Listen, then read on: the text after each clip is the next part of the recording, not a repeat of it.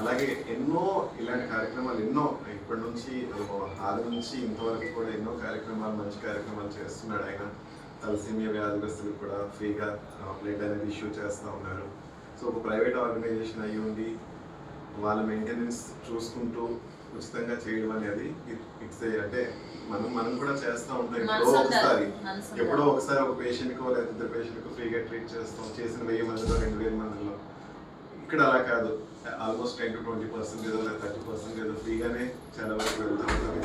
ఇలాంటి సిచ్యువేషన్లో అనేది ఈయన స్వతహాగా చేసిన ధర్మాన్ని పక్కన పెడితే మన పరంగా మన ఆసుపత్రి పరంగా ఏ రోజు ఫోన్ చేసినా, ముఖ్యంగా నా డాక్టర్ గారి నుంచి ఎవరు ఫోన్ చేసినా నో అని చెప్పకుండా, డోనర్ ఉన్నారా లేదని కూడా అడగకుండా, ఎమర్జెన్సీలో ఉంది అనగానే పంపించండి సార్, వెంటనే కావాలండి వెంటనే పంపించండి సార్ అని ఫోన్ చేయగానే మొన్న పేషెంట్ విషయంలో అంటే ఇదివరకు చాలా జరిగినాయి. మొన్న పేషెంట్ విషయంలో ఆయన ఇన్ టైంలో పంపించకపోతే డెఫినెట్గా పేషెంట్ అనేది లూజ్ అయి ఉండేవాళ్ళం.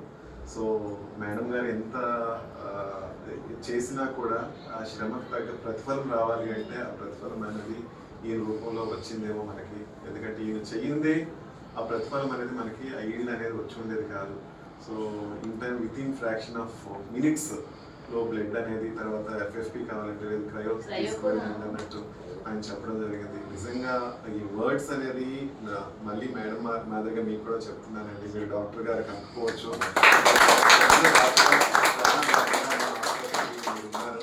సో నిజంగా హార్ట్ఫుల్గా చెప్తున్నాను. Very very thank you very much. ఇలాంటి సర్వీసెస్ మా ఒక్కరికే కాదు అందరికీ, మన శ్రీకాకుళం జనాలందరికీ మీరు ఇవ్వాలని మనస్ఫూర్తిగా కోరుకుంటున్నాను. Thank you money, thank you.